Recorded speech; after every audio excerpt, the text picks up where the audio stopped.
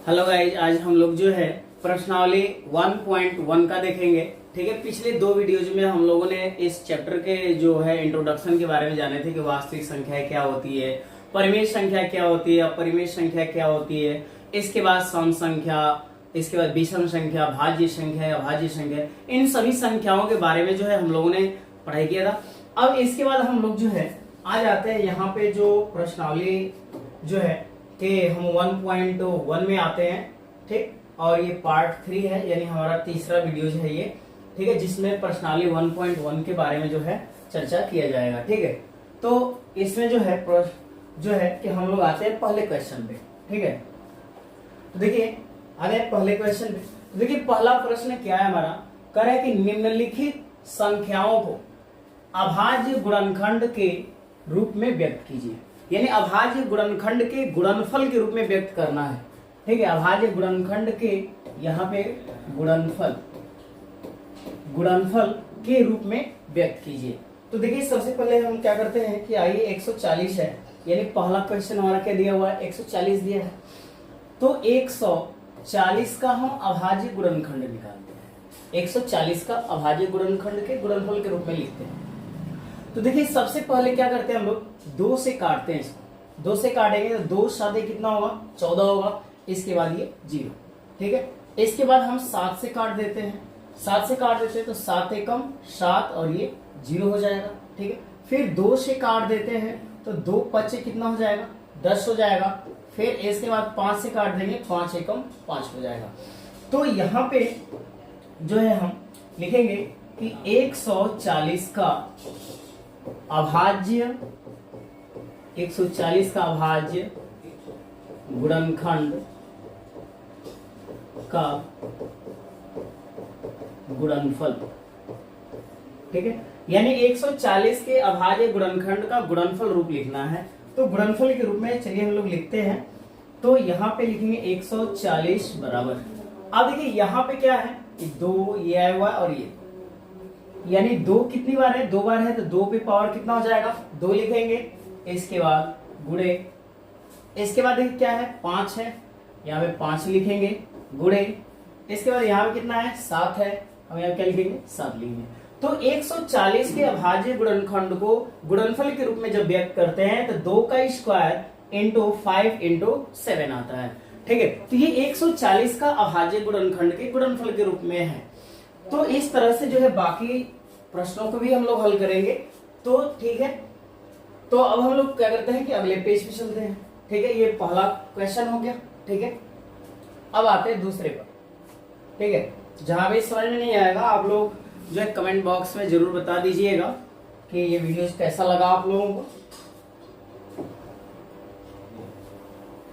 अब आते हैं बच्चों हम लोग दूसरे प्रश्न, किस पे आते हैं, दूसरे पर आते हैं।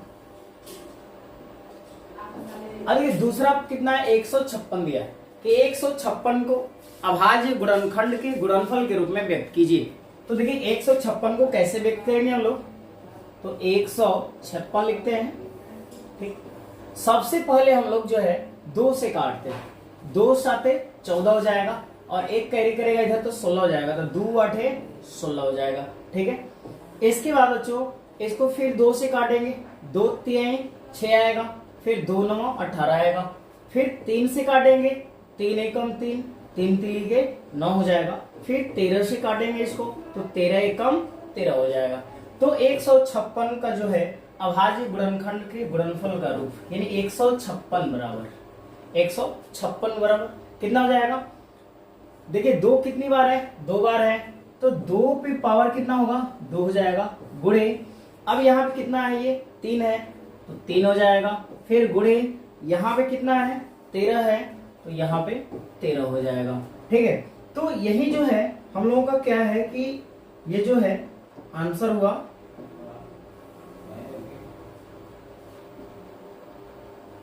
ये। ठीक है, यानी 156 को अभाज्य गुणनखंड के गुणनफल के रूप में लिखेंगे तो आएगा 2 का स्क्वायर गुणे 3 गुणे 13।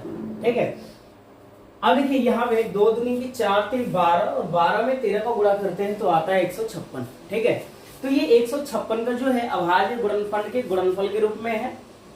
ठीक, अब इसके बाद जो है, अब इसे आप लोग जो है कर लीजिए। अब आते हैं हम लोग तीसरे पर।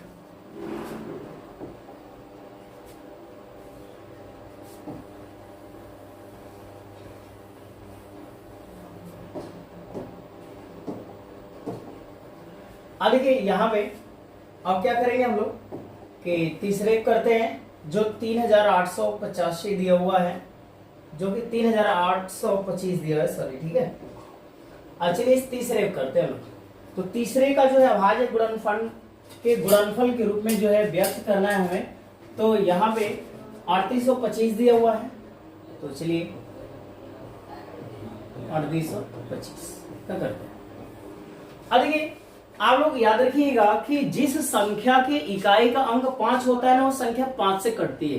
तो देखिए यहाँ पे जो इकाई का अंक है ना वो 5 है, इसलिए संख्या को सबसे पहले हम लोग 5 से काट कर देखते हैं, ठीक है। तो चलिए 5 से काटते हैं। अब देखिए 5 से काटेंगे इसे, तो ये 38 दिया हुआ है, कितना दिया 38, तो 5 7 35 होगा। तो देखिए 38 से 35 घटाएंगे 3 बचेगा, फिर ये 2 आएगा तो कितना हो जाएगा 32 हो जाएगा, फिर 5 6 का कितना हो जाएगा 30 हो जाएगा, तो 30 माइनस करेंगे तो कितना बचेगा 2 बचेगा, फिर इस 5 को लेके आएंगे तो 25 होगा, फिर 5 25 हो जाएगा, कितना हो जाएगा 50 25 हो जाएगा। पुनः इसको 5 से काटते हैं, पुनः हम लोग 5 से काटते हैं। अब देखिए 5 एकम 5 हुआ, 2 बचेगा 26 हो जाएगा, तो 50 25 हो जाएगा, फिर 1 बचेगा 5 3 15 हो जाएगा।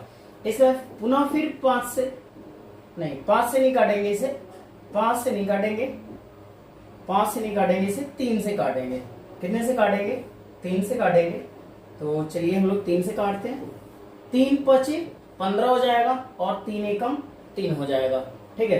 पुनः 3 से काटते हैं, 3 एकम 3 हुआ, तो 2 बचेगा 21 हो जाएगा, तो 3 7 21 हो जाएगा, फिर 17 से काट देंगे, 17 एकम 17 हो जाएगा, ठीक है। तो यहाँ पे जो है अब हम लोग जो है कि 3825 को क्या लिखेंगे, ठीक है। अब देखिए हमारे पास जो है 3 कितनी बार आया हुआ है, एक बार यहाँ है एक बार यहाँ, 3 जो है 2 बार आया है, तो 3 का जो है तो यहाँ पे जो है 3 का स्क्वायर लिखेंगे गुणे। अब देखिए यहाँ पे 5 कितनी बार, एक बार और 2 बार आया हुआ है, तो हम यहाँ पे क्या करेंगे 5 का स्क्वायर गुणे। इसके बाद यहाँ पे कितना आया हुआ है 17 आया हुआ है, तो यहाँ पे कितना लिखेंगे 17 लिखेंगे। यानी 3825 को अभाज्य गुणनखंड के गुणनफल के रूप में जब व्यक्त करेंगे तो 3 का स्क्वायर गुणे 5 का स्क्वायर गुणे 17 आएगा, ठीक है। तो इस तरह से जो है इसको अभाज्य गुणनखंड के गुणनफलों के रूप में हम व्यक्त करेंगे। इसके बाद अब हम लोग जो है आगे बढ़ते हैं, चौथे प्रश्न पे आते हैं।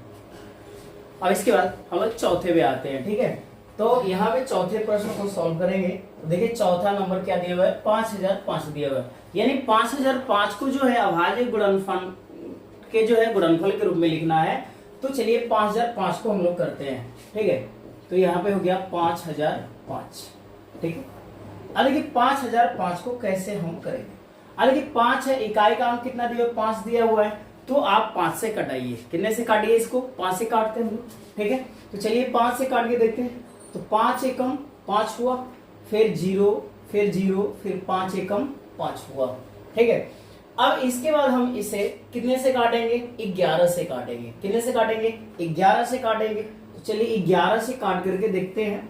तो देखिए 11 9 कितना होता है 99 होता है, 11 9 99 और ये कितना है 100 है। तो 11 9 99 होगा ना, तो ये 100 है, तो एक तो बचेगा, एक तो बचा इसमें से और ये एक जाएगा, तो कितना हो जाएगा 11 हो जाएगा, ठीक है। तो 11 एकम कितना हो जाएगा 11 हो जाएगा, ठीक है। अब इसके बाद 91 जो आया, तो 91 को देखो हम लोग 13 से काट देंगे। कितने से काट देंगे 13 से काट देंगे। तो 13 7 कितना होता है 91 होता है, 13 7 91 होता है। फिर 7 से काट देंगे, 7 एकम 7 हो जाएगा। तो यहाँ पे जो है हम लोग क्या करेंगे कि अब आ जाते हैं कि 5000 जो 5 दिया हुआ है 5005, तो 5005 को अभाज्य गुणनखंड के गुणनफल के रूप में लिखते हैं। तो देखिए सबसे पहले कितना आया, 5 आया, 11 आया, 13 आया, 7 आया हुआ है। तो चलिए हम लोग 5 लिखते हैं, ठीक है। 5 के बाद हम क्या करते हैं, 7 को लिख लेते हैं। 7 के बाद क्या करते हैं हम लोग, 11 को लिख लेते हैं। 11 के बाद अब क्या बचा, 13 बचा हुआ है, तो यहाँ पे गुणे 13 हो जाएगा। तो ये जो हमारा आया हुआ है,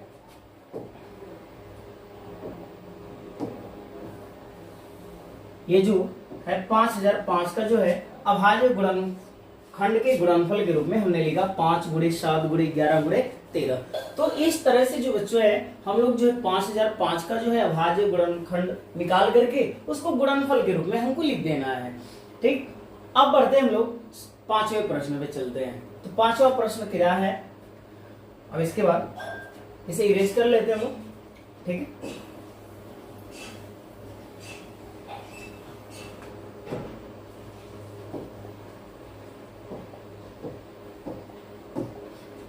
अब इसके बाद जो है कि हम लोग आते हैं 5वें प्रश्न पे। किस पे आते हैं, 5वें प्रश्न करते हैं। 7429, देखिए ये दिया हुआ है कि 7429 को आप अभाज्य गुणनखंड के गुणनफल के रूप में लिखिए। तो देखिए हम लोग कैसे लिखेंगे, अब ध्यान से समझिएगा, ठीक है। चलिए आते हैं हम लोग कर लेते हैं, बहुत ही आसान है, ठीक है। इसे जो है हम लोग सबसे पहले जो है 17 से काटेंगे। कितने से काटेंगे बेटा, 17 से काटेंगे। तो चलिए 17 से काटते हैं हम लोग, तो चलिए 17 से काटते हैं। अब देखिए यहाँ पे कितना दिया है, 74 दिया हुआ है और 17 से हमें काटना है। तो देखिए 17 चौके होता है 68, 17 चौके कितना होता है, 68 होता है। तो 17 चौके 68। अब देखिए 74 में से 68 घटा लेंगे हम लोग, तो बचेगा कितना, 6 बचेगा, 6 तो बचा, ठीक है। इसके बाद इस हम 2 को उतारेंगे तो कितना हो जाएगी, 62 हो जाएगा। कितना हो जाएगा, 62।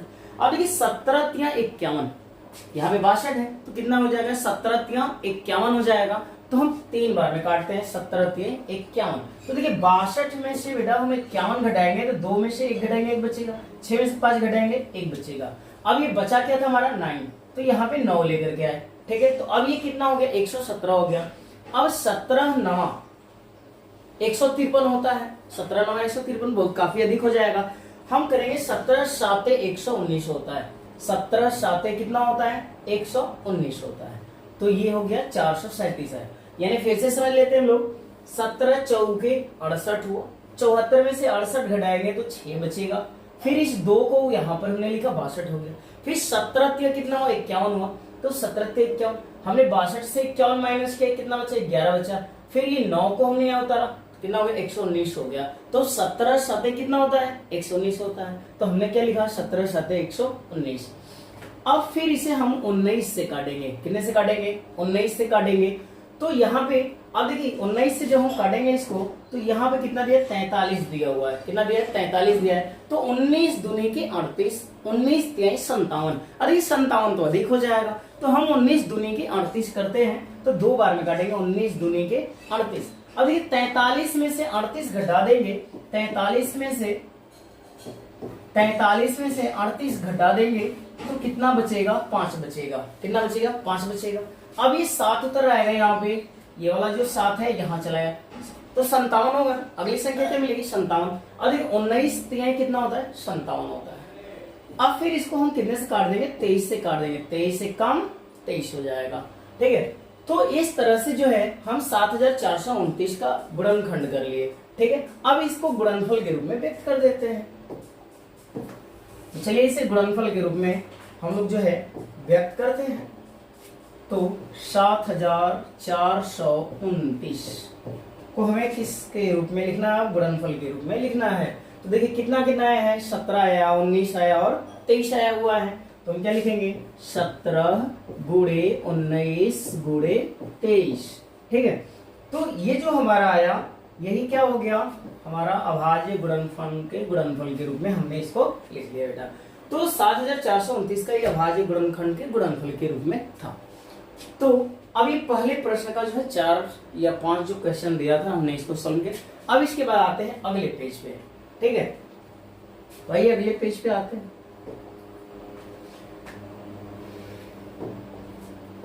अब देखिए क्वेश्चन नंबर 2 पे आते हैं।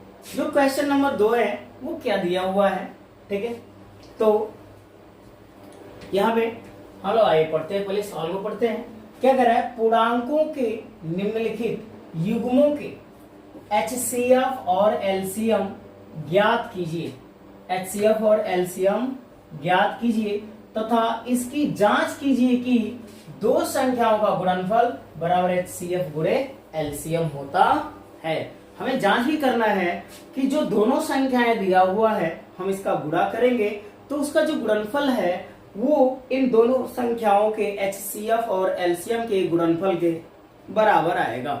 ठीक है, तो चलिए सबसे पहले जो है हम लोग जो 26 और 91 को हल करते हैं और हल करके समझते हैं कि इन सभी को कैसे हल करेंगे। ठीक है, तो आइए पहला हम लेते हैं कौन सा, 26 और 91। ठीक है, तो देखिए 26 को जो है हम क्या करेंगे कि इसको गुणनफल के रूप में लिखेंगे। तो देखिए 26 को हम क्या लिख सकते हैं, 1 गुणे 2 गुणे 13। 26 को क्या लिखेंगे, 1 गुणे 2 गुणे 13 हो गया। अब इसके बाद 91 है, तो 91 को हम क्या लिखेंगे बेटा, 1 गुणे 7 गुणे 13, 7 गुणे 13। यानी 91 को हमने क्या लिखा, 1 गुणे 7 गुणे 13। ठीक है, अगर ये आपको नहीं लिखने आएगा बेटा तो आप ऐसे कर सकते हो कि यहां जैसे आपने लिखा 26, आप इसे 2 से काट दो, 2 एकम 2, 2 3 6 हो जाएगा। फिर आप 13 से काट दो, 13 एकम 13। ठीक है, तो देखिए हमारा क्या है, 2 गुणे 13 गुणे 1 आया हुआ है ना, तो ये 2 हो गया, ये 13 हो गया, 1 हो गया। तो देखिए 1 गुणे 2 गुणे 13 हमने लिखा है। ठीक उसी तरह से आप 91 को भी करोगे, किसको, 91 को।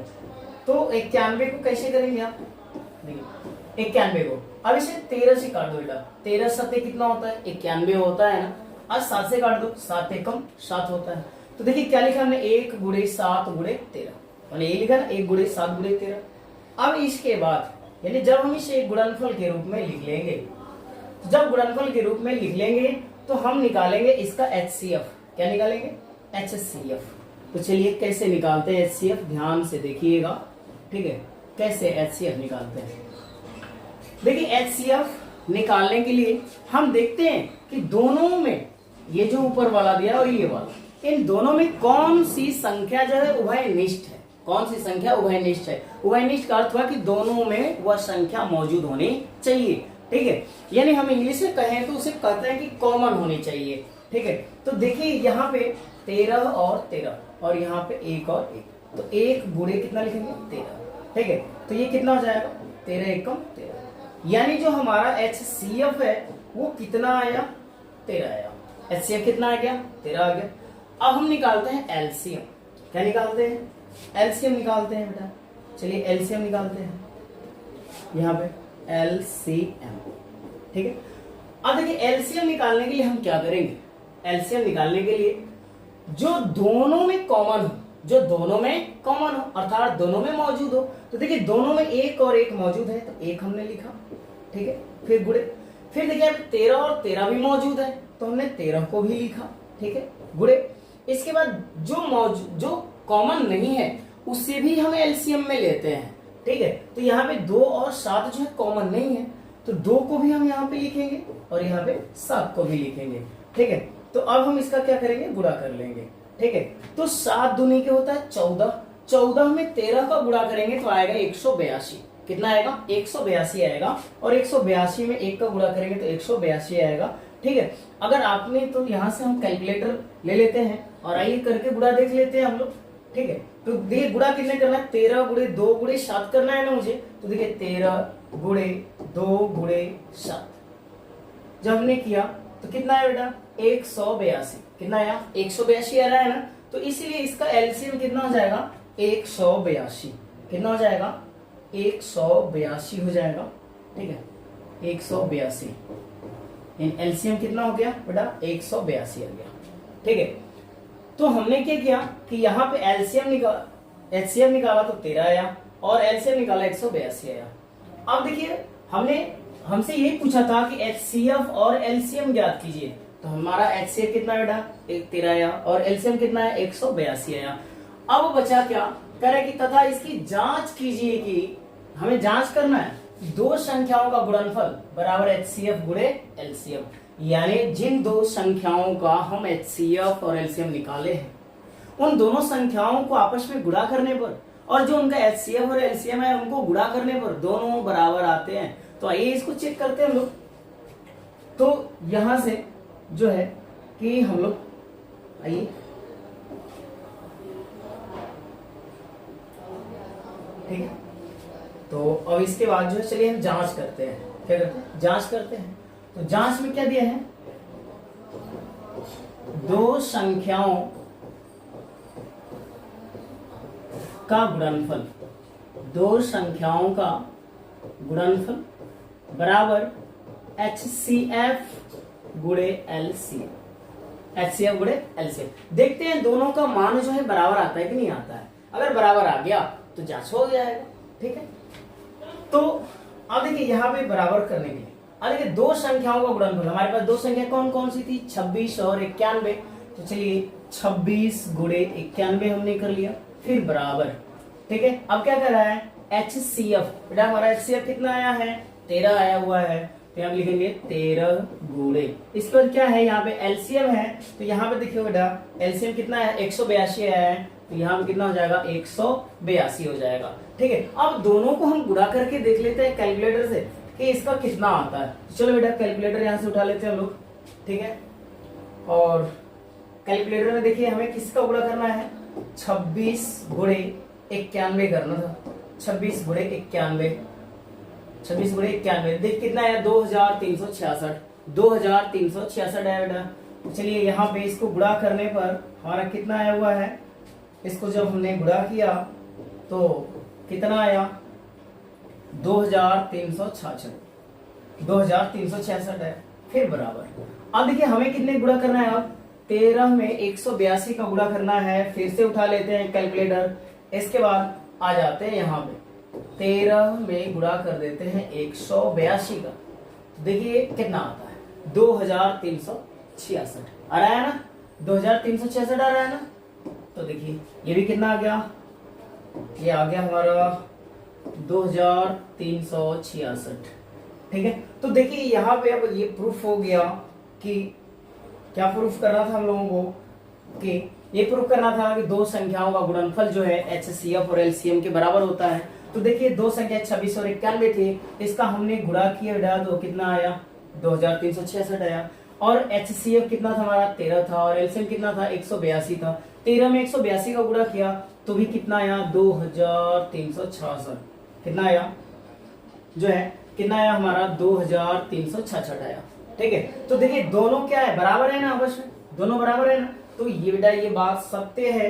तो यहाँ पे हम लिखेंगे एक स्टेटमेंट लिखते हैं। ये लिखेंगे अतः दो संख्याओं का गुणनफल बराबर HCF गुणे LCM होता है। ठीक है, तो हमें यही प्रूफ करना था। तो ये था दूसरे का पहला। ठीक है, पहला कंप्लीट हुआ। ठीक है, अब इसके बाद हम आगे बढ़ेंगे। ठीक, तो अब आते हैं अगले प्रश्न पे। किससे आते हैं? अगले प्रश्न पे आते हैं। ठीक है, इसे इरेज कर दे बेटा। ठीक है,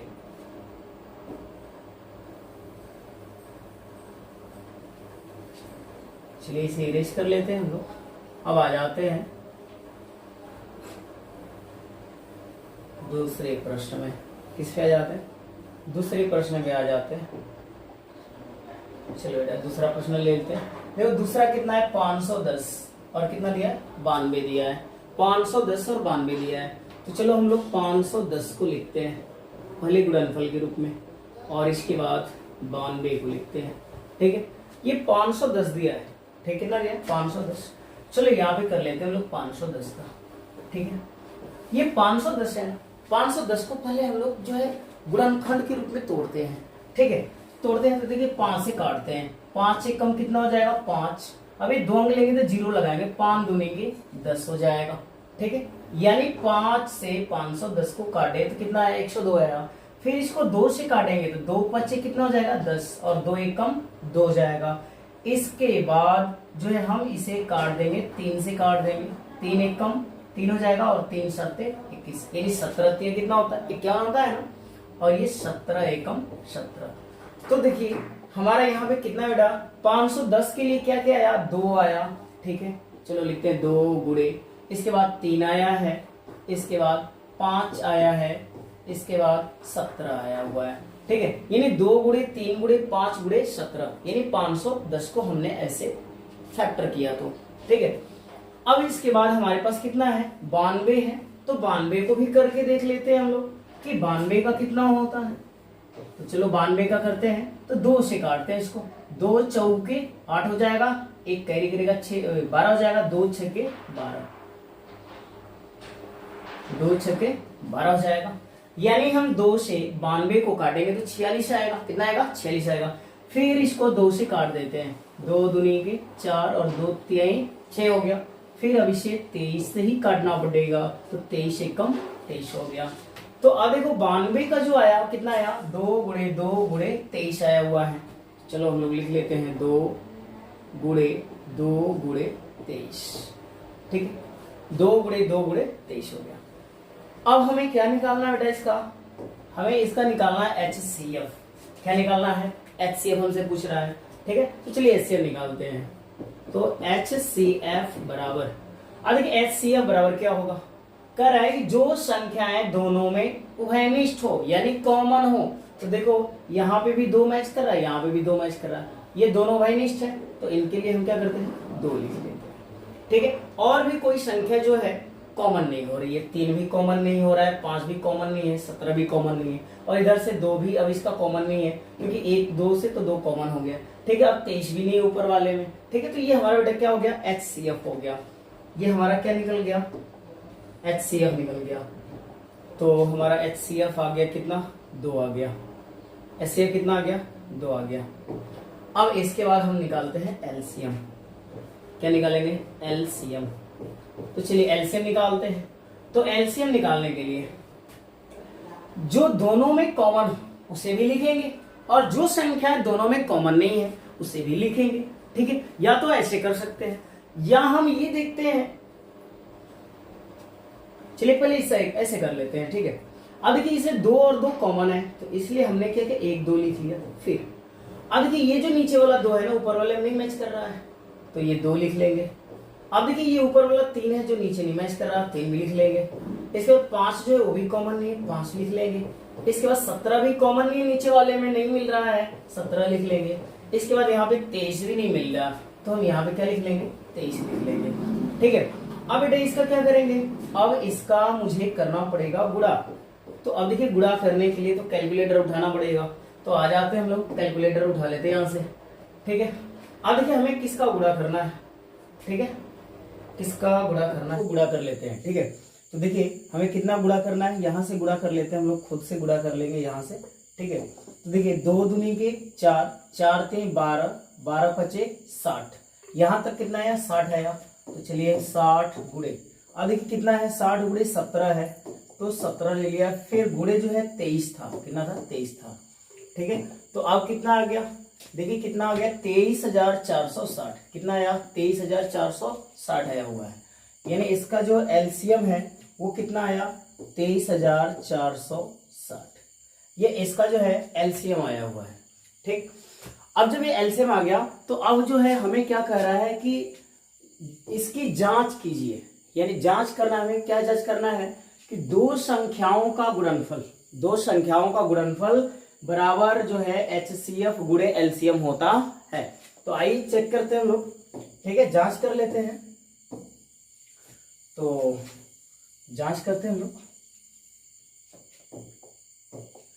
तो चलिए यहाँ पे हम लोग जांच करते हैं, ठीक है। जांच में क्या कर रहे हैं 2 संख्याओं का गुणनफल, 2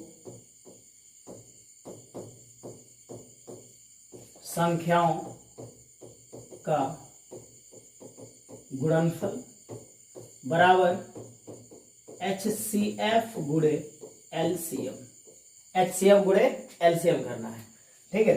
तो चलिए 2 संख्याएं वो कौन कौन सी हैं, देखिए वो जो पहली संख्या कौन सी 510 है, तो चलिए 510 गुणे दूसरी संख्या कितना है 92 है, 92 कर लेते हैं, यानी दो संख्याओं का गुणनफल। तो 510 गुणे हमने 92 कर लिया, फिर बराबर अब कह रहे HCF गुणे LCM। अब देखिए यहाँ पे जो HCF है वो कितना आया हुआ है 2 आया हुआ है, तो हमने लिखा 2 गुणे अब LCM है। अब देखिए LCM यहाँ पे कितना आया हुआ है 23,460, तो यहाँ पे गुणा करेंगे हम लोग 23,460, ठीक है।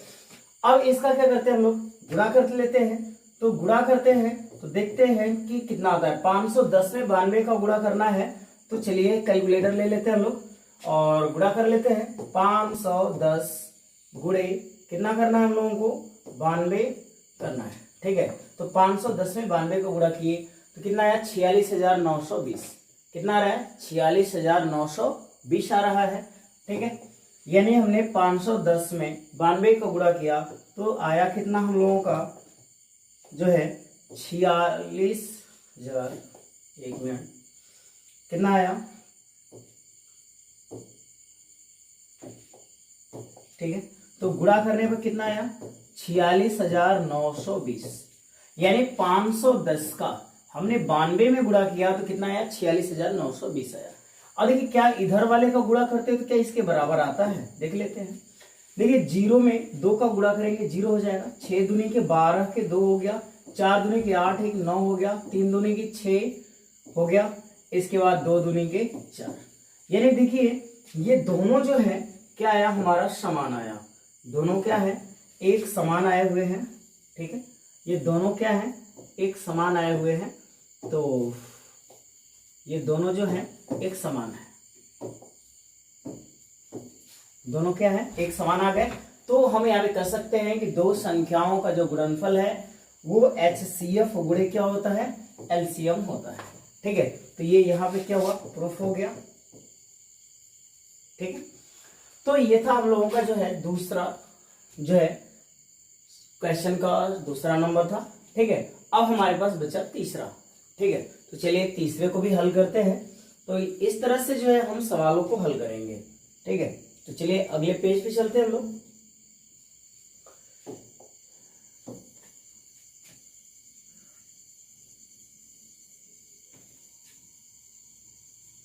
अगले प्रश्न पे आ जाते हैं, ठीक है। तो अगले प्रश्न पे जो है हमारे से है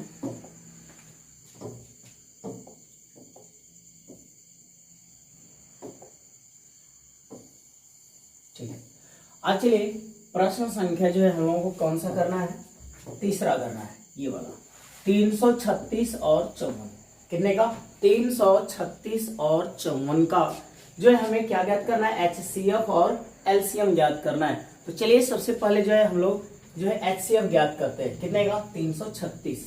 तो चलिए 336 हो गया यहाँ पे, और हमें कितना लेना है 54 लेना है, ठीक है। अब देखिए 336 का जो है हम अभाज्य गुणनखंड निकालते हैं, यानी उसका फैक्टर निकालते हैं कि 336 का कितना होगा। आइए यहाँ पे देखते हैं 336 का गुणनखंड करते हैं।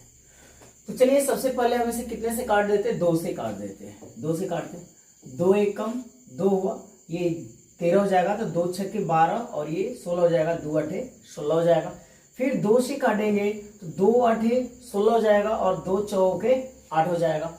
इसके बाद फिर 2 से काट देते हैं, 2 चौके 8, 2 दूनी के 4, फिर 2 से काटेंगे, 2 दूनी के 4, 2 एकम 2, यानी ये कितना हो जाएगा जो है कि ये जो है हो जाएगा 21, यानी यहाँ पे 2 दूनी के जो है 4, 2 एकम 2। अब देखिए 3 से काट देंगे, 3 7 21 हो जाएगा, फिर 7 से करेंगे 7 एकम 7 हो जाएगा। तो देखिए यहाँ पे जो है, यहाँ पे ये जो आया हुआ है ये 2 है, कितना है यहाँ पे 2 है, ठीक है। यहाँ कितना है 2 है, ठीक है। अब देखिए 336 को हम जो है अभाज्य उसका गुणनखंड निकाल दिए, तो हम उसको गुणनफल के रूप में लिखते हैं। तो देखिए इसे जब गुणनफल के रूप में लिखेंगे तो कैसे आएगा। तो यहाँ पे देखिए 336 दिया हुआ है, 336 के लिए देखिए 2 कितनी बार आया है, 1 बार 2 3 4 बार आया हुआ है। तो हम क्या लिखेंगे 2 पे पावर 4 लिखेंगे, कितना लिखेंगे 2 पे पावर 4 लिखेंगे, इसके बाद गुणे। अब देखिए यहाँ कितना 3 है और 7 है, तो तो गुणे 3 गुणे 7, ये हमारा 336 को जो है हम गुणनफल के रूप में लिख दिए। अब इसका 54 है हमारे पास, तो देखिए 54 को हम क्या लिख सकते हैं, 54 को जो है हम लिखेंगे 2 गुणे 3 का क्यूब। देखिए 3 का क्यूब कितना होता है 27, 27 दूनी की कितना होता है 54 होता है। ठीक है, अगर आपको ऐसे नहीं तो आप ऐसे कर सकते हैं, जो 54 है आप इसे 2 से काट सकते हैं, तो 2 दूनी के 4, 2 सत्ते 14, फिर 3 से काट दीजिए, 3 9 27 हो जाएगा, फिर 3 से काट देंगे, 3 3 के 9, फिर 3 से काट देंगे, 3 एकम 3। तो देखिए हमारे पास 3 कितनी बार आया हुआ है, जो 3 है वो कितनी बार आया हुआ है, तो 1 2 3 बार आया है, तो 3 पे पावर 3 हमने लिखा है, और यहाँ पे 2 है तो हमने 2 बार लिखा है। ठीक है, अब देखिए यहाँ पे अब हो गया। अब इसके बाद जो है हम क्या करेंगे कि इसके बाद जो है अब हम निकालते हैं, देखिए क्या ज्ञात करना है हमको, HCF ज्ञात करना है। क्या ज्ञात करना है, HCF ज्ञात करना है, तो चलिए HCF ज्ञात करते हैं। तो सबसे पहले जो है हम लोग निकालेंगे HCF। क्या निकालेंगे, HCF हाईएस्ट कॉमन फैक्टर। ठीक है, अब देखिए HCF कैसे निकालते हैं, वैसी संख्या जो दोनों में कॉमन हो, जो दोनों में कॉमन हो अर्थात उभयनिष्ठ होना चाहिए।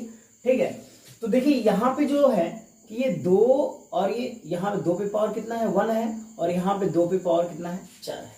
ये 2 और 2 जो है मैच तो कर रहा है, कॉमन तो है, लेकिन देखिए HCF में जो कॉमन होता है हम कम घात वाला लेते हैं, यानी जिस संख्या का न्यूनतम घात हो हम उसको लेते हैं, और वो कॉमन भी होना चाहिए। तो देखिए 2 और 2 तो दोनों में कॉमन है, लेकिन इन्हें दोनों में पावर किसका कम है, इसका, तो हम लिखेंगे 2 पे पावर 1 फिर गुणे।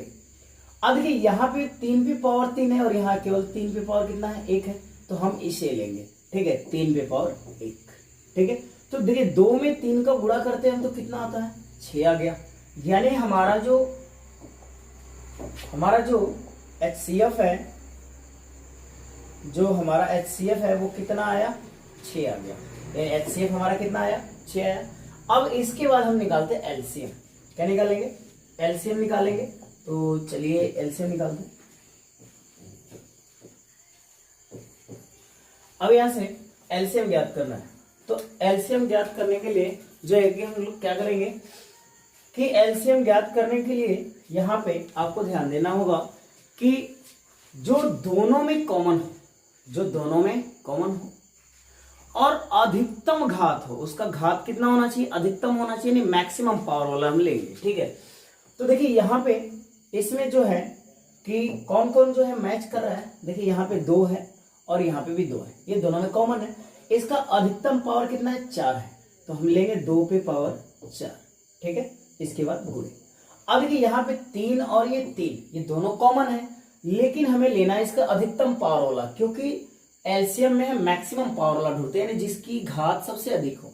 तो देखिए 3 पे पावर 3 लेंगे, कितना लेंगे 3 पे पावर 3 लेंगे, इसके बाद गुणे।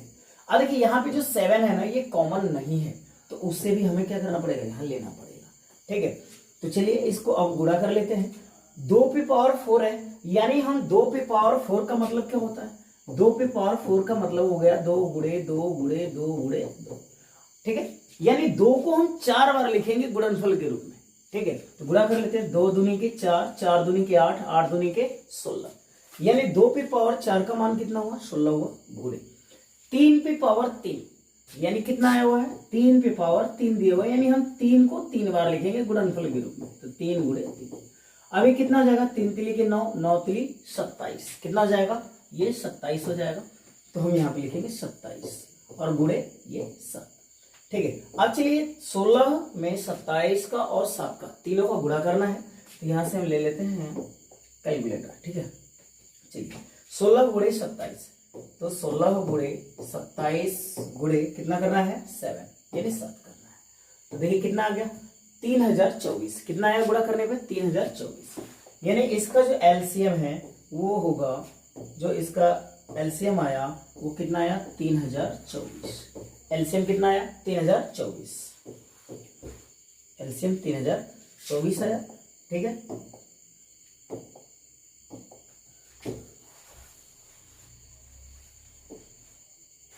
ये एलसीएम हो गया। ठीक है, अब देखिए हमसे जो है इस सवाल में यही पूछा था कि आप एलसीएम ज्ञात कीजिए। क्या ज्ञात करना था हम लोगों को? एलसीएम ज्ञात करना था। तो देखिए जो है पहले एचसीएफ ज्ञात करना था, तो हमने एचसीएफ ज्ञात किया, कितना आया? 6 आया था। ठीक है, इसके बाद एलसीएम ज्ञात करना है, हमने एलसीएम ज्ञात किया, कितना है? 3024 आया। ठीक है, अब क्या कर रहा है कि इसकी जांच कीजिए, जांच करना है हमें। और जांच करके क्या लाना है कि दो संख्याओं का जो गुणनफल है वो एचसीएफ गुणे एलसीएम के क्या होना चाहिए? बराबर होना चाहिए। तो इसका हम लोग जांच करते हैं। ठीक है, चलिए जांच कर लेते हैं इसका। तो यहां से पहले इसको हम साफ कर लेते हैं। ठीक, इसके बाद हम जांच करते हैं। तो चलिए यहाँ पे आते हैं हम लोग, जांच करें। ठीक है, अब देखिए जांच क्या करना है? दो संख्याओं का गुणनफल, दो संख्याओं का गुणनफल बराबर एचसीएफ गुणे एलसीएम। एचसीएफ गुणे एलसीएम क्या करना है? एचसीएफ गुणे एलसीएम। तो चलिए हम लोग इसका जांच करें। देख क्या करें? दो संख्याओं का गुणनफल। अब देखिए दोनों संख्या हमने कौन कौन से लिया था? 336 और 54। तो चलिए 336 गुणे हम क्या कर लेते हैं? 54 कर लेते हैं बराबर। अब क्या करें? एचसीएफ कर रहा है। अब देखिए यहाँ पे एचसीएफ कितना आया हुआ है? 6 आया हुआ है। तो हम यहाँ पे क्या करेंगे? 6 लिख लेंगे, फिर गुणे। अब यहाँ पे एलसीएम कर रहा है, यानी एलसीएम यहाँ पे कितना आया हुआ है? 3024। कितना आया है? 3024 आया हुआ है। तो यहाँ पे हम ले लेंगे 3024। ठीक है, अब चलिए दोनों का गुणा करके देखते हैं कि क्या दोनों का गुणनफल समान आता है। ठीक है, तो चलिए गुणा करते हैं। अब देखिए पहली संख्या में 336 लेना और 54।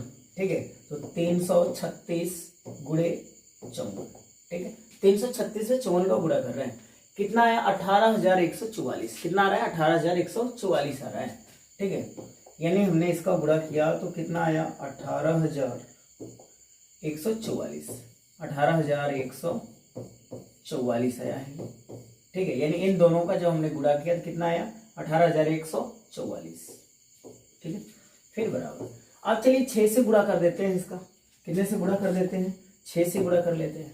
तो देखिए 6 चौके 24 के 4 हुआ, 2 कैरी कर लेंगे हम लोग।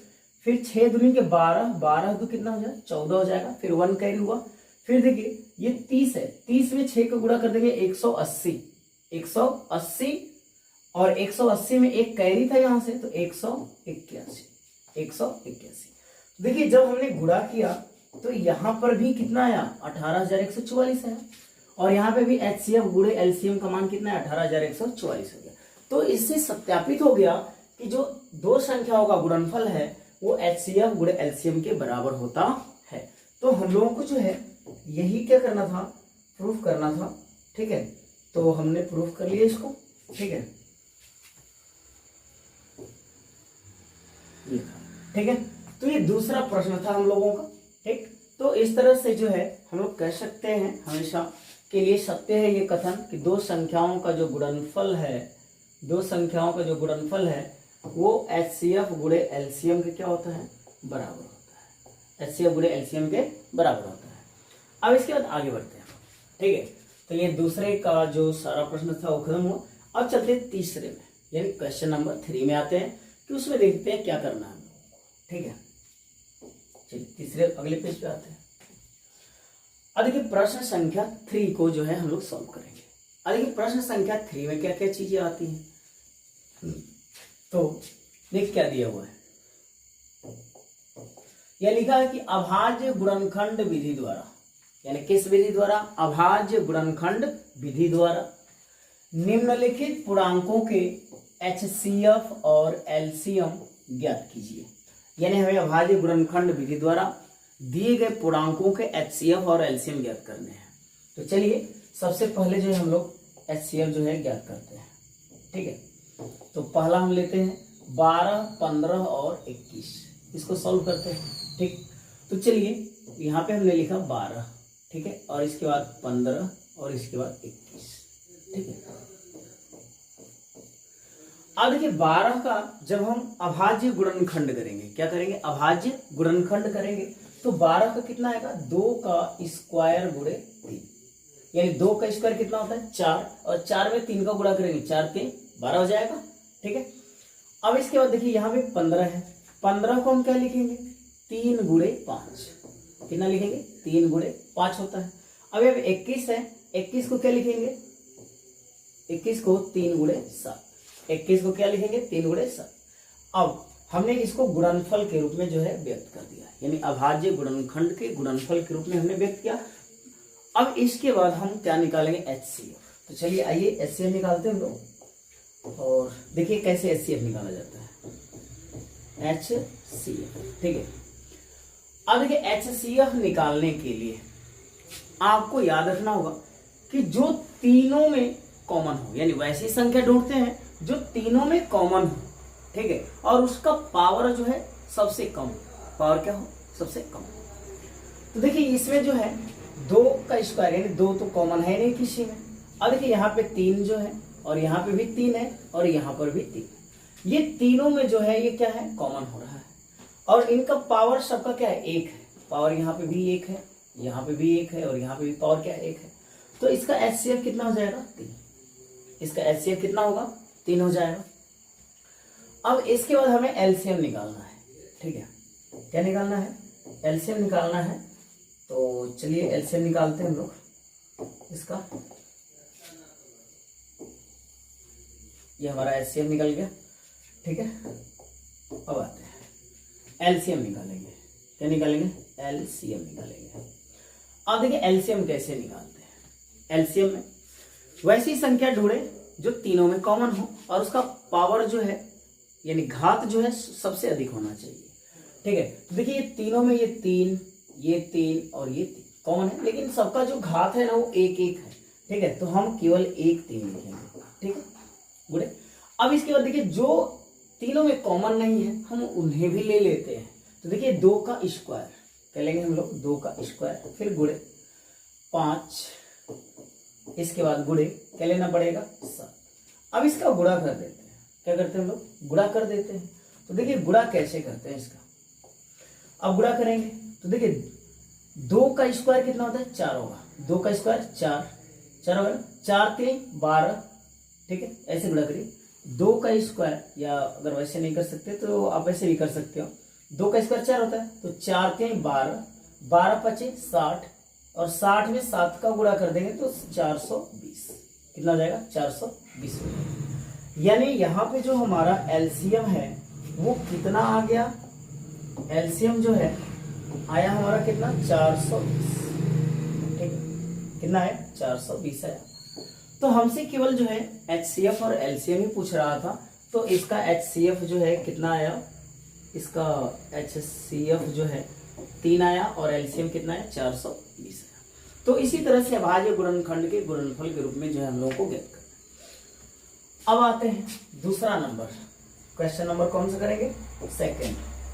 ठीक है, चलिए सेकंड कर लेते हैं।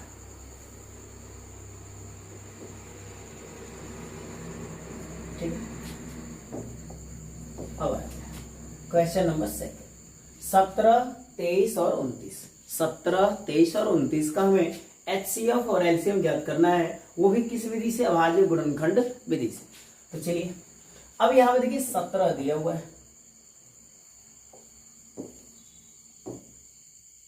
ठीक, दूसरा नंबर करते हैं। अब देखिए 17 गुणे यहाँ पे दिया है 17, कितना दिया है 17 दिया है। ठीक है, इसके बाद ये कितना है 23 दिया हुआ है, इसके बाद कितना दिया 29 दिया है, कितना दिया है 29 दिया है। ठीक है, अब देखिए 17 को जो है हम अभाज्य गुणनखंड के रूप में लिखते हैं। ठीक है, तो देखिए 17 है तो इसको हम लिखेंगे तो 1 गुणे कितना हो जाएगा 17, 1 गुणे 17 हो जाएगा ना। फिर ये कितना हो जाएगा 1 गुणे 23, कितना हो जाएगा 1 गुणे 23 लिख लेंगे, और ये 29 को 1 गुणे 29। ठीक है, कहीं 17 एकम 17 होता है, 23 एकम 23 होता है, 29 एकम 29 होता है। और हमें क्या निकालना है, हमें निकालना है HCF। चलिए HCF निकालते हैं। अब देखिए HCF में ये ढूंढना है कि जो संख्या है तीनों में कॉमन है। तो देखिए तीनों में क्या कॉमन हो रहा है 1, क्या कॉमन हो रहा है 1 कॉमन हो रहा है, तो इसका HCF कितना हो जाएगा 1 हो जाएगा। इसका HCF कितना होगा 1 हो जाएगा, ठीक है। इसका HCF कितना हो जाएगा 1 हो जाएगा। तो चलिए इसका HCF निकल गया, तो हम लोग क्या निकालेंगे अब इसका LCM निकालेंगे। क्या निकालेंगे LCM निकालेंगे। तो चलिए LCM निकालते हैं। अब इसका निकालते हैं LCM, ठीक है। अब देखिए LCM निकालने के लिए क्या करेंगे कि वैसी संख्या ढूंढते हैं जो तीनों में कॉमन हो। तो देखिए तीनों में 1 कॉमन है, चलिए 1 लिख लेते हैं, फिर गुणे। अब देखिए इसमें 17, 23 और 29 कॉमन नहीं है तो उन्हें भी लिया जाएगा। तो यहाँ पे लिखेंगे 17 गुणे 23 गुणे 29, ठीक है। 17 गुणे 23 गुणे 29। अब देखिए तीनों का जो है हम क्या करते हैं गुणा कर लेते हैं। तो इसके लिए आइए कैलकुलेटर उठा लेते हैं, ठीक है। अब एक कैलकुलेटर से करते हैं। अब देखिए हमें गुणा कितने करना है, 17 का गुणा करना है कितने में 23 में करना है, और 23 के बाद कितना था 29 था, ठीक है। यानी हमें 17 तो कितना है 11,339, कितना आ रहा है 11,339 आ रहा है भाई साहब, देख लीजिए आप लोग। तो चलिए इसका जो है LCM कितना आया 11,339, यानी LCM कितना हुआ 11,339 आ गया, ठीक है। तो ये हमारा रहा LCM, ठीक है। तो हमारा जो दूसरा क्वेश्चन था ये भी सॉल्व हुआ। तो इसका जो हमें HCF निकालना था, तो HCF कितना है इसका 1 आया, और इसका LCM जो है 11,339 आएगा, ठीक है। अब इसके लिए हम लोग आगे बढ़ेंगे। तो तीसरे प्रश्न को करते हैं हम लोग।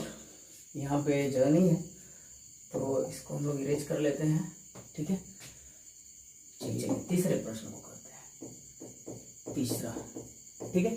तीसरा हम क्या करें 8, 9 और 25।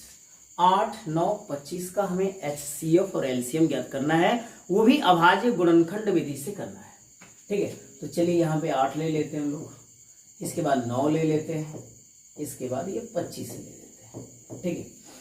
अब देखिए जो 8 है ना, 8 को हम क्या लिखेंगे, 8 को हम लिखेंगे 2 का क्यूब, क्या लिखेंगे 2 का क्यूब, ठीक। और 9 को क्या करेंगे हम 3 का स्क्वायर लिखेंगे, ठीक है। और 25 को क्या करेंगे हम 5 का स्क्वायर लिखेंगे, ठीक है। अब यहाँ पे 2 का क्यूब 3 का स्क्वायर और यहाँ पे 5 का स्क्वायर, ठीक है। अब इसमें क्या करेंगे कि हम इसे HCF ज्ञात करना है ना हमें, देखिए HCF ज्ञात करना है, तो चलिए HCF ज्ञात कर लेते हैं। HCF यानी हाईएस्ट कॉमन फैक्टर।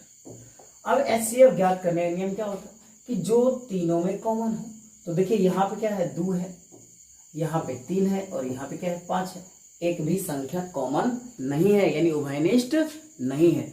तो हम इसका जब कोई जो संख्या जो है वो उभयनिष्ठ नहीं होती है तो इसका HCF कितना लिया जाता है 1, क्या लेंगे हम 1। यानी इसका HCF कितना हो जाएगा, इसका HCF कितना हो जाएगा 1 हो जाएगा, ठीक है। इसका HCF कितना हुआ 1। अब इसके बाद इसका LCM निकालेंगे, क्या निकालेंगे LCM, ठीक है। तो चलिए LCM निकालते हैं। तो देखिए कोई संख्या मैच कर नहीं रहा है, तो LCM में क्या जाएगा 2 का क्यूब, 2 का क्यूब ले लेंगे, तो 2 का क्यूब गुणे, इसके बाद 3 का स्क्वायर, 3 का स्क्वायर गुणे 5 का स्क्वायर, ठीक है। अब देखिए 2 का क्यूब कितना होता है 8, 2 का क्यूब कितना होता है 8 होता है, गुणे 3 का स्क्वायर कितना होता है 9, 3 का स्क्वायर 9 होता है, गुणे 5 का स्क्वायर कितना होता है 25, 5 का स्क्वायर कितना होता है 25। अब देखिए इनका गुणा करके हम लिखते हैं कैसे। अब देखिए सबसे पहले 25, हम क्या करते हैं कि इसमें से सबसे पहले जो 25 का गुणा जो है हम करते हैं 8, 25 8 कितना होता है 200, 25 में 8 का गुणा करेंगे कितना होगा 200, और 200 में 9 का गुणा कर देते हैं। देखिए 25 में 8 का गुणा करेंगे कितना होगा 25 8 200, और 200 में 9 का गुणा कर देंगे, कितने का 9 का गुणा कर देंगे, कितने गुणा कर देंगे 9 का गुणा कर देंगे, तो कितना हो जाएगा 2 9 18, यानी 1800 हो जाएगा, कितना हो जाएगा 1800। तो हमारा LCM कितना आ गया 1800 आ गया, ठीक है। तो इस तरह से जो है हम लोग अभाज्य गुणनखंड विधि से जो है कि HCF और LCM ज्ञात करते हैं, ठीक है। तो ये क्वेश्चन नंबर 3 समाप्त हुआ। अब इसके बाद हम लोग अगले पेज पे आते हैं। तो चलिए अगले पेज पे आते हैं। अब देखिए अगले पेज पे क्या कह रहा है, अगले पेज पे देखिए कौन सा सवाल दिया है। दिया है कि HCF 306 और 657 बराबर 9 दिया है। यानी कह रहा है कि हमने क्या किया कि 306 और 657 का जब HCF निकाला है उसने, तो कितना आया है, 9 आया हुआ है। अब कह रहा है कि इसका एलसीएम ज्ञात कीजिए, यानी इसका एलसीएम कितना होगा। ठीक है, तो आइए हम लोग ज्ञात करते हैं। ठीक है, देखेंगे दिया है HCF 306,657 बराबर 9। यानी इन दोनों संख्याओं का जब हमने HCF निकाला तो कितना आया, 9 आया। ठीक है, और आपसे जो है पूछा ये जा रहा है कि इसका जो है एलसीएम कितना आएगा, क्या आएगा, एलसीएम पूछा जा रहा है। यानी आपसे एलसीएम 306,657 बराबर पूछा जा रहा है। ठीक है, तो इसके लिए आपको एक सूत्र याद रखना पड़ेगा जो कि मैं लिख रहा हूं यहां पे। ठीक है, तो आप लोग उसे याद रखिएगा।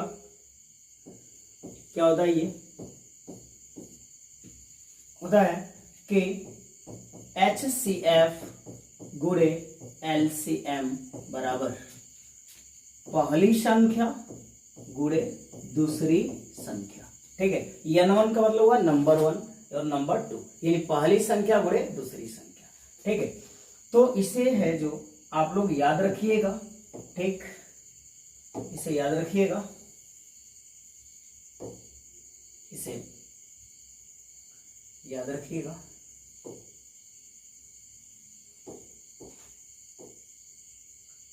यानी क्या होता है, HCF गुणे एलसीएम, HCF गुणे एलसीएम बराबर पहली संख्या गुणे दूसरी संख्या। अब देखिए हमारा हमें क्या निकालना, एलसीएम बराबर निकालना है। तो चलिए हम यहाँ पे जो है एलसीएम बराबर यहाँ निकालते हैं। ठीक है, चलिए उधर आते हैं। ठीक है, अब देखिए यहाँ से एलसीएम बराबर निकालेंगे, हमें एलसीएम ही निकालना है ना। तो चलिए एलसीएम बराबर क्या हो जाएगा, N1 गुणे N2, N1 गुणे N2। ठीक है, बटे में। अब देखिए यहां से क्या लेकर के जाएंगे, HCF जो है उसके बटे में चला जाएगा, तो बटे में क्या हो जाएगा, HCF, बटे में HCF। अब इसके बाद जो है सबका जो है मान रख करके हम देखते हैं। तो हमें एलसीएम निकालना है। तो देखिए N1 का मतलब संख्या 1, यानी पहली संख्या कितना है हमारी, 306 है। तो यहाँ पे कितना लिखेंगे हम, 306 गुणे। अब N2 दिया है, यानी दूसरी संख्या कितना है, 657 है। तो यहाँ पे लिखेंगे 657 बटे में HCF। अब देखिए HCF हमको कितना दिया है, 9 दिया है, तो यहाँ पे हम लिखेंगे 9। अब देखिए इसको जो है काट देते हैं, तो आइए काटते हैं, 9 से काटते हैं। तो 9 तिली होता है 27, ये 30 है, तो 9 तिली कितना होगा, 27। 3 बचेगा तो ये 6 आएगा, 36 हो जाएगा। तो 9 चौके कितना हो जाएगा, 36, 9 चौके 36 हो जाएगा। अब आपको क्या करना है, ये जो 34 आया और ये 657, इन दोनों में आपको क्या करना है, गुणा कर देना है। क्या करना है, गुणा करना है। तो चलिए यहाँ पे एलसीएम बराबर क्या जाएगा, 34 गुणे 657, 34 गुणे 657। तो यहाँ से आइए कैलकुलेटर ले लेते हैं हम लोग। तो कैलकुलेटर में गुणा करते हैं, 34 गुणे 657, 657। तो देखिए कितना आया, 22,338। कितना आ रहा है, 22,338 आ रहा है। यानी इसका एलसीएम कितना हो गया, एलसीएम 22,338। कितना हो गया, 22,338।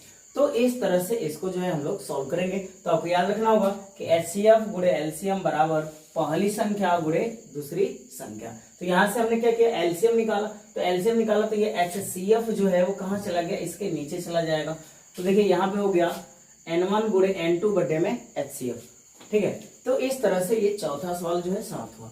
अब इसके बाद जो है हम लोग अगले पेज पे चलते हैं। ठीक है, जांच कीजिए कि, क्या करना है, जांच कीजिए कि किसी प्राकृतिक संख्या n के लिए संख्या 6 पे पावर n, ये क्या है, 6 पे पावर n है, 6 पे पावर n है, अंक शून्य पर समाप्त हो सकती है। यानी जांच करना है कि किसी भी प्राकृतिक संख्या n के लिए 6 पे पावर n क्या शून्य पर समाप्त हो सकती है या नहीं हो सकती है। तो आइए चेक करते हैं हम लोग। तो सबसे पहले क्या करेंगे हम लोग कि 6 पे पावर n का अभाज्य गुणनखंड निकालेंगे। क्या निकालेंगे? अभाज्य गुणनखंड, अभाज्य गुणनखंड। ठीक है, तो देखिए अब 6n है तो इसका अभाज्य गुणनखंड निकालना है। तो जब अभाज्य गुणनखंड निकालेंगे तो 2 गुणे कितना होगा? 3 और पावर n हो जाएगा। देखिए 2 3 कितना होगा? 6 होगा और 6 पे पावर n, यानी जब 6 पे पावर n का जब हम अभाज्य गुणनखंड करेंगे तो कितना आएगा? 2 गुणे 3 पे पावर n हो जाएगा। ठीक है, अब इसके बाद अब आपको पता है इसका नियम ये होता है कि कोई भी प्राकृत संख्या n के लिए, यानी किसी भी प्राकृत संख्या n के लिए कोई संख्या शून्य पर समाप्त होगी यदि उसके अभाज्य गुणनखंड 2 गुणे 5 पे पावर n के रूप का होता है, लेकिन ये उस रूप में नहीं है।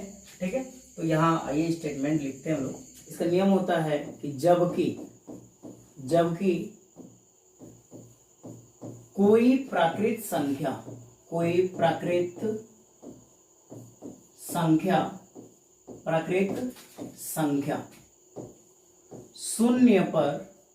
शून्य पर समाप्त होगी यदि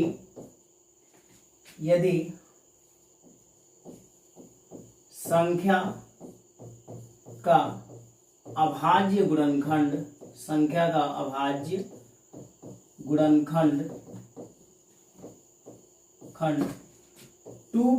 2 गुणे 5 यानी 2 गुणे 5 पे पावर n के रूप का हो। ठीक है, ये क्या कर रहा है कि कोई प्राकृत संख्या शून्य पर समाप्त होगी यदि संख्या का अभाज्य गुणनखंड 2 गुणे 5 पे पावर n के रूप का होता है। अतः 6 पे पावर n शून्य पर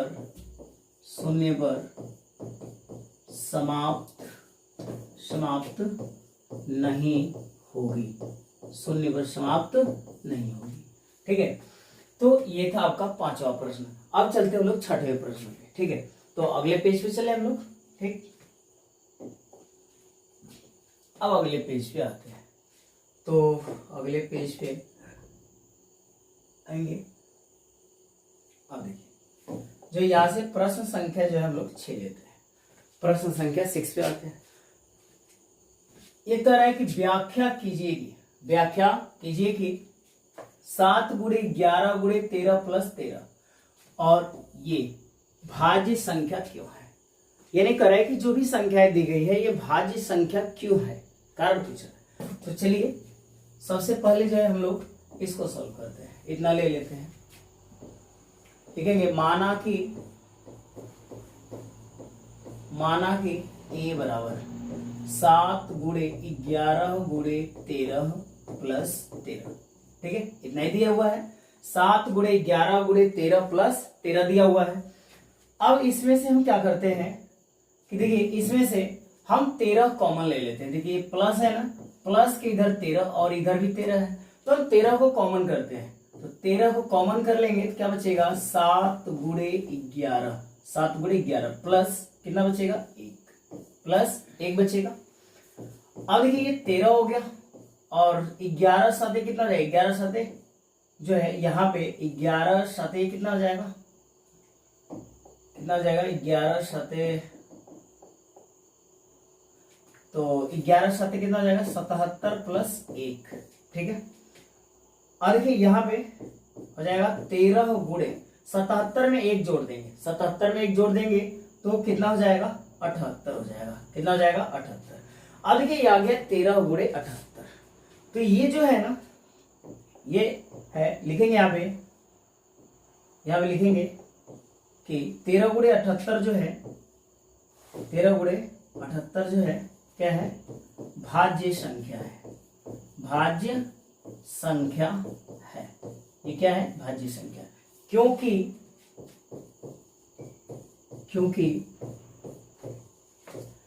इसका अभाज्य गुणनखंड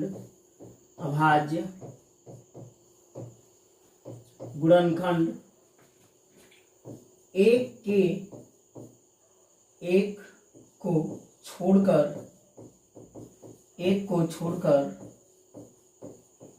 अन्य संख्या भी है। यानी देखिए आपको बताए थे जो पिछले क्लास जब हम लोग का हुआ था तो उसमें हमने बताया था कि भाज्य संख्या क्या होती है और अभाज्य संख्या क्या होती है। तो एक बार जो है हम लोग यहाँ पे फिर से रिकॉल कर लेते हैं थोड़ा सा कि भाज्य संख्या क्या होती है। देखिए वैसी संख्या जिसका अभाज्य गुणनखंड एक और एक के अलावे यानी वो संख्या एक से और स्वयं से भी कटे और किसी अन्य संख्या से भी वो कटे तो अभाज्य संख्या होती है। यानी वो क्या होती है? भाज्य संख्या होती है। तो अब यहाँ पे जो है 13 × 78 जो है इसका कह रहा है कि इसका अभाज्य गुणनखंड एक को छोड़कर अन्य संख्या भी है, इसलिए ये जो 13 × 78 जो आया है ये क्या है? भाज्य संख्या है। ठीक है, अब इसके बाद आगे बढ़ते हैं। ठीक है, आते हैं इसमें। ठीक है, अब इसको हल करते हैं। तो ये आप लिखेंगे माना कि b बराबर 7 × 6 × 5 × 4 × 3 × 2 × 1 + 5 ये दिया हुआ है। अब देखिए इसमें क्या करते हैं कि देखिए यहाँ भी 5 दिया हुआ है और यहाँ भी 5 दिया हुआ है। तो हम क्या करते हैं इसे कॉमन ले लेते हैं। ठीक है, क्या कॉमन लेंगे? 5। हमने क्या किया? 5 कॉमन कर लिया। देखिए क्या बचेगा? 7 × 6 × 4 × 3 × 2 × 1 प्लस ये 5 कॉमन कर लिया, क्या बचेगा? 1 बचेगा। ठीक है, अब देखिए ये 5 हो गया। अब देखिए इसका अगर हम गुणा कर लेते हैं, क्या है कि ये 7 × 6 × 4 × 3 × 2 × 1 करेंगे तो कितना आएगा? 1008 आएगा। कितना आएगा? 1008 और प्लस 1। ठीक है, अब देखिए यहाँ पे 5 × 1008 में 1 जोड़ेंगे तो कितना होगा? 1009 हो जाएगा। कितना हो जाएगा? 1009 हो जाएगा। तो यहाँ पे लिखेंगे कि अतः यह भी भाज्य संख्या है। यह भी क्या है? भाज्य संख्या है, क्योंकि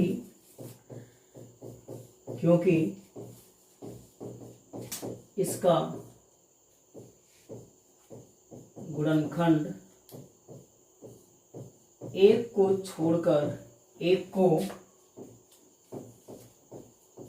छोड़कर अन्य संख्या भी है। इसलिए क्या है? भाज्य संख्या है। ठीक है, तो इस तरह से हम बताएंगे कि ये भाज्य संख्या है। अब इसके बाद अगले पेज पे चलते हैं, प्रश्न संख्या 7 पे। किस पे चलते हैं? प्रश्न संख्या 7 पे। देखिए प्रश्न संख्या 7 क्या दिया हुआ है? प्रश्न संख्या 7। ठीक है, अब आते हैं। देखिए क्या कर रहा है कि किसी खेल के मैदान के चारों ओर, यानी किसी मतलब कोई एक खेल का मैदान है जिसके चारों ओर एक वृत्ताकार पथ है, यानी एक वृत्ताकार रास्ता बना हुआ है। इस मैदान का एक चक्कर लगाने में सोनिया को 18 मिनट लगता है। यानी इस मैदान का एक चक्कर लगाने में सोनिया कितना समय लगता है? 18 मिनट का समय लगता है। यानी लिखेंगे कि सोनिया को एक चक्कर लगाने में लगा समय कितना दिया है? 18 मिनट। कितना लग रहा है समय?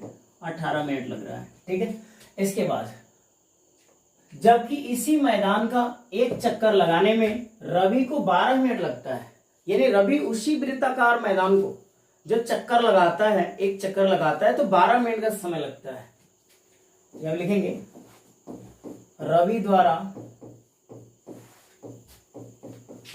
लगा समय बराबर 12 मिनट। ठीक है, यानी सोनिया को एक चक्कर लगाने में 18 मिनट का समय लगता है और रवि को एक चक्कर लगाने में 12 मिनट का समय लगता है। फिर क्या कर रहा है कि मान लीजिए वे दोनों एक ही स्थान और एक ही समय पर चलना प्रारंभ करके, यानी वो एक ही स्थान से एक ही समय पर और एक ही दिशा में चलते हैं, एक ही दिशा में चलते हैं, कितने समय बाद वे पुनः प्रारंभिक स्थान पर मिलेंगे। ठीक है, तो याद रखिएगा कि जब भी इस तरह का प्रश्न रहे तो प्रारंभिक स्थान पर पुनः मिलेंगे, पुनः मिलेंगे। कब मिलेंगे? एलसीएम ऑफ 18 और 12, यानी हमें 18 और 12 का जो है एलसीएम निकालना पड़ेगा। जो 18 और 12 का एलसीएम आएगा वही जो है उनके पुनः मिलने का जो है प्रारंभिक समय होगा, यानी वो उतने समय के बाद एक साथ दोनों क्या होंगे? मिलेंगे। ठीक है, तो चलिए एलसीएम निकालते हैं। तो 18 का एलसीएम निकालेंगे। तो चलिए 18 यहाँ पे, तो 18 क्या लिखेंगे? 2 गुणे 3 का स्क्वायर, 2 गुणे 3 का स्क्वायर। इसके बाद 12 है तो 12 को लिखेंगे 2 का स्क्वायर गुणे 3, 2 का स्क्वायर गुणे 3। तो चलिए इसका एलसीएम निकालते हैं।